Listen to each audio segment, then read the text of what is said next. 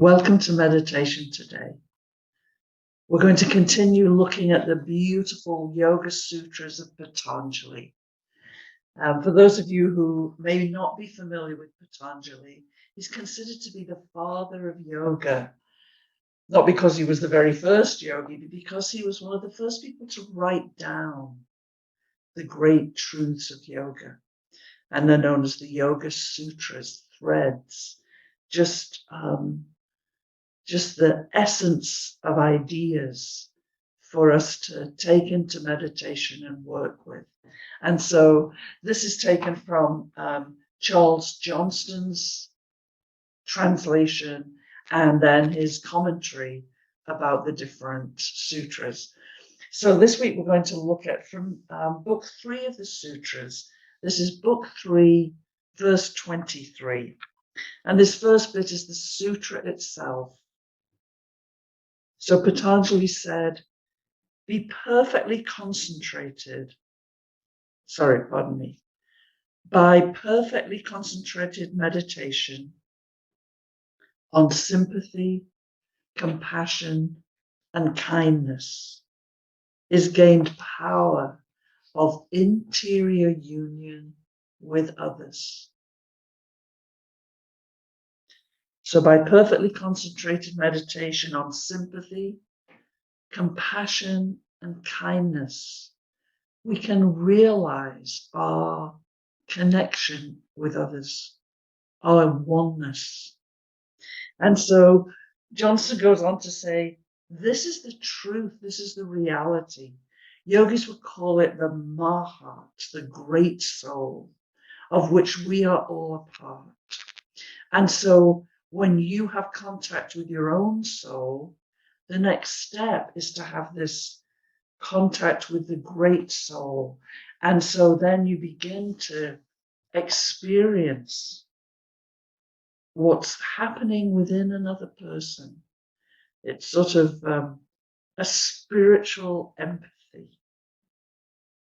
It's more than empathy, but it at least gives us a glimpse. Empathy gives us a glimpse of what Mahat is about. This wonderful experience of no longer feeling separate from another. And so the more that we can have this unity of heart that comes through sympathy, through empathy and compassion, and through kindness, what a beautiful way to live.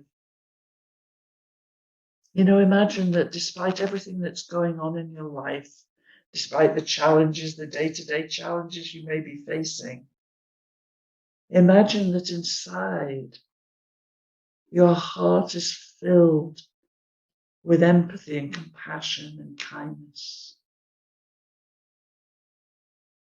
What a different world that is. And Johnson says, you know, how do we go about this? Well, he says one of the things is it comes to us because we desire it. We're already aware of the incredible strength of a desire and what that does. So if you want to desire something, how about desiring having this unity, this consciousness, where you are not separate from any other living thing? And then he goes on to say in verse 24, which is the next verse that follows that, by perfectly concentrated meditation on strength or power, depending on the translation, even such strength as that of the elephant may be gained. Now, yogis aren't a lot of yogis aren't particularly interested in gaining great powers. In fact, Ramakrishna himself used to say, pray to God to take them away from you so that you don't get bogged down in the power that can be found. But there is something very beautiful about this. Johnson talks about the strength of the elephant. You know, an elephant can pick up a flower, a straw, a tiny little blade of grass. It can pick up a baby and hold it in its trunk. Or it can pick up an entire tree. And so the power that they're talking about here is not just the strength that it takes to lift the tree.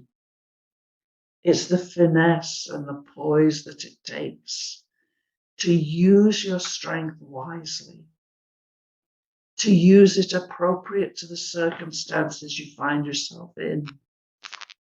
And so with it comes this idea that I like Johnson's words here. He says, by detachment, by withdrawing into the soul's reservoir of strength. This is not the strength of the ego. This is the strength of the soul. We can gain all three, strength, poise, and finesse, and the ability to handle with equal mastery. And I think this is worth something we're going to just close our eyes and think about this for a while, contemplate it. The ability to handle with equal mastery things great and things small. Do you bring that consciousness in equal measure to the important things and the seemingly unimportant, the concrete and the abstract alike? So how beautiful is that? Maybe you want to just close your eyes for a moment and just let these words speak to your soul, to your heart. By detachment, by withdrawing into the soul's reservoir of strength, we can gain all three, strength, poise, and finesse. The ability to handle with equal mastery things great and small, things concrete and abstract.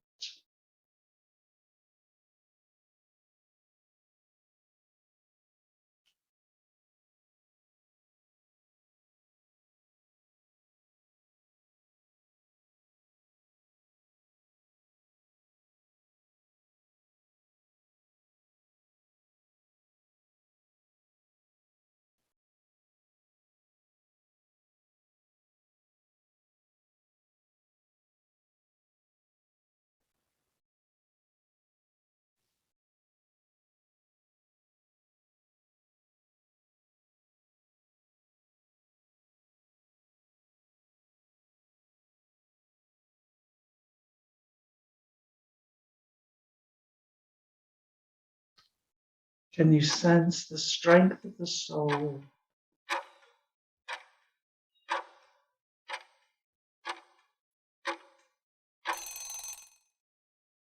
Do we allow the ego to display its strength?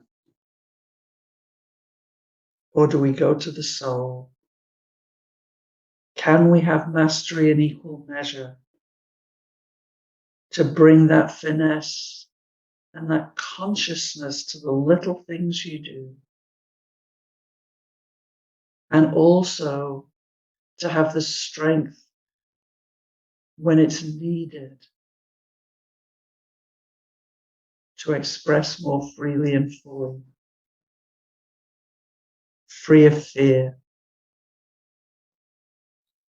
So the strength of the yogi is the strength of the soul.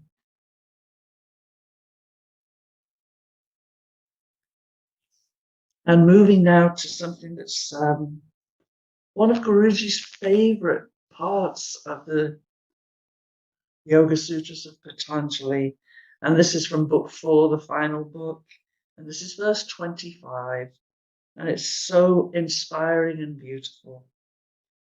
And it begins, for him who discerns between the mind and the spiritual man, there comes perfect fruition of the longing after the real being of self.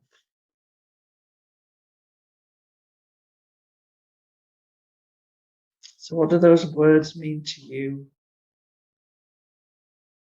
Can you discern between the mind, the emotions, the external you, the ego, and the spiritual person within, the soul? So it's basically saying, can you make that distinction? Can you discern between the ego and the soul? Because what happens then is all the longing of your heart to live from your soul will bear fruit. And I think the wonderful thing about this is that it means you only have one thing to do. Everything else comes out of that.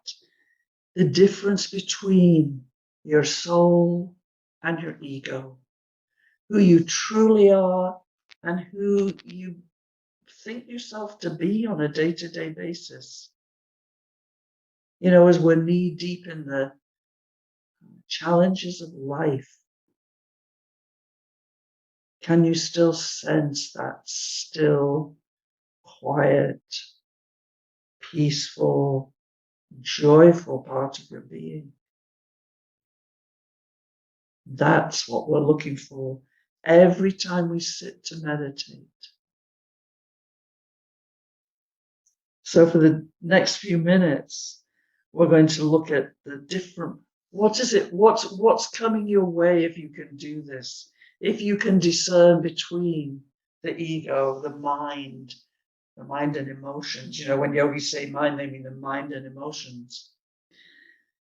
Can we discern? Can we even let that go and seat ourselves into the soul rather than living from the ego?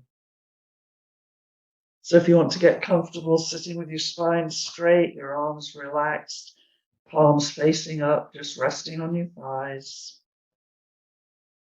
And take a deep breath.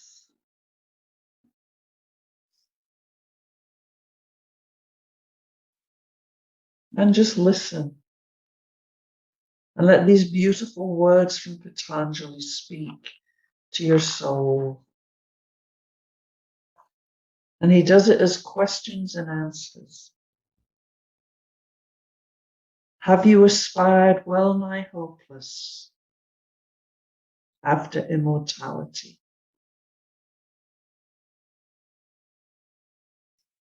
You shall be paid by entering the immortality of God.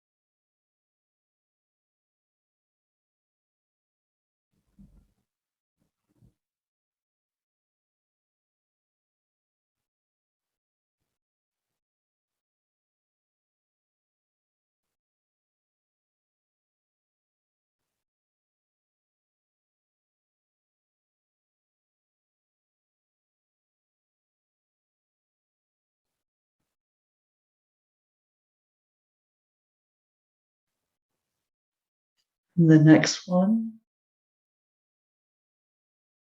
Have you aspired in pain and misery after consoling, healing love? You shall be made a dispenser of the divine love of God Himself to weary souls.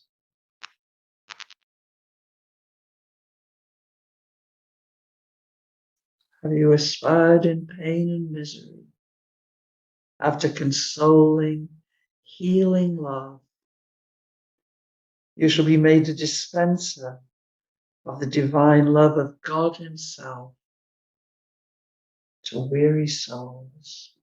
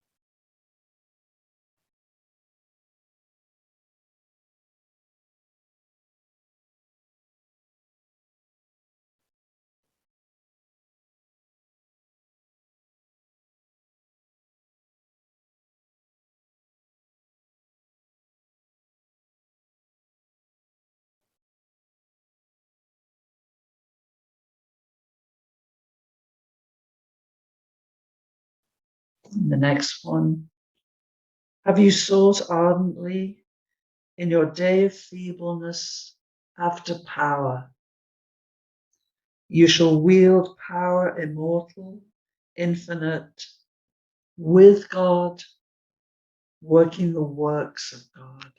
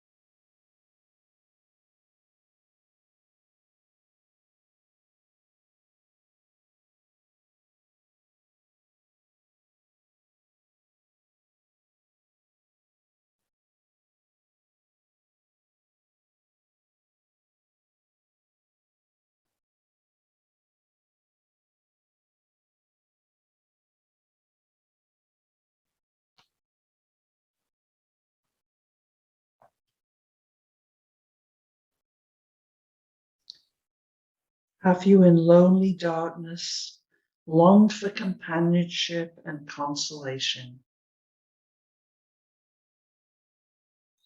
You shall have angels and archangels for your friends and all the immortal hosts of dawn.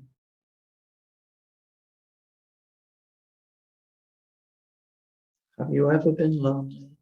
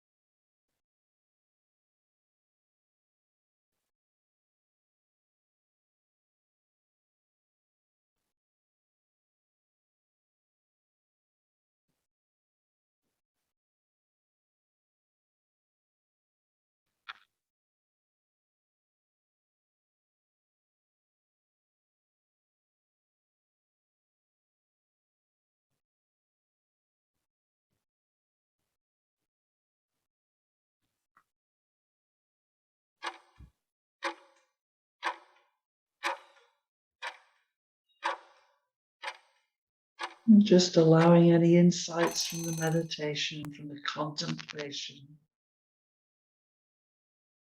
especially anything new, seeing something more clearly, differently. Let it be part of you now, part of your whole consciousness, your intuition, your mind and emotions, your life force, your breath, and part of your physical body as you just tense and relax your arms and legs.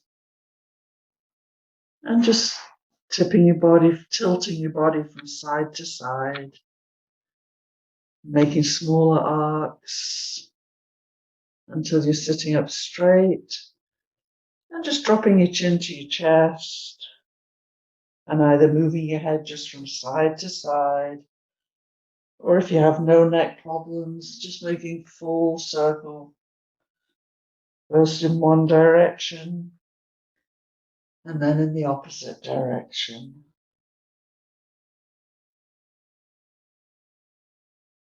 And just gently opening your eyes. And Patanjali ends this sutra. You know, the sutras are usually one sentence, at the most two. They're short. But this one, this is a long sutra.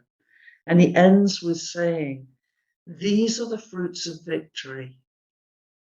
So he's saying, if you can do this, if when you sit to meditate, you can learn to distinguish between your ego and your soul. If you can do that, this is what's coming your way. So it's worth it, he says. These are the fruits of victory, therefore overcome. You know, don't be easily deterred, keep going. These are the prizes of regeneration. This is what happens when you change. Therefore, die to self, die to the ego and its moaning and groaning and challenges, that you may rise again in God, your soul aligned with the Lord of your heart. And these beautiful words from Patanjali are wonderful to keep in your mind and heart. You know, or scriptures that you love, something that speaks to your soul. Learn it by heart so it's inside you. And when the going gets rough on a busy day, some little bit of it will pop into your mind. I mean, what an amazing thing. Just that second one where he says, have you aspired in pain and misery after concealing healing love? And how many of us have struggled? Life just seems so hard. And most of us just want to be loved and to love. And we give anything for that pain and misery just to be less intense, so we don't have to feel so bad. But Patanjali says, if you dare, if you can discern between the ego and the soul, just keep working at it. Because if you do, not only will pain and misery fall away, you will be made a dispenser. You who can't take care of yourself, will be made a dispenser of the divine love of God Himself to other weary souls. What you get is far more than you could have hoped for. You know, that old saying, you can't outgive God.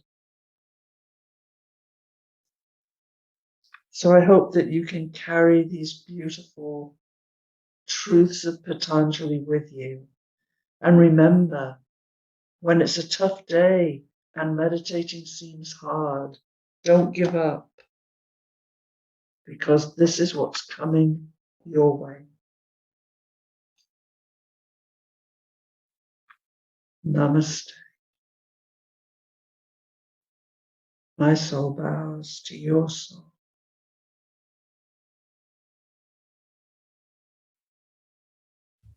John.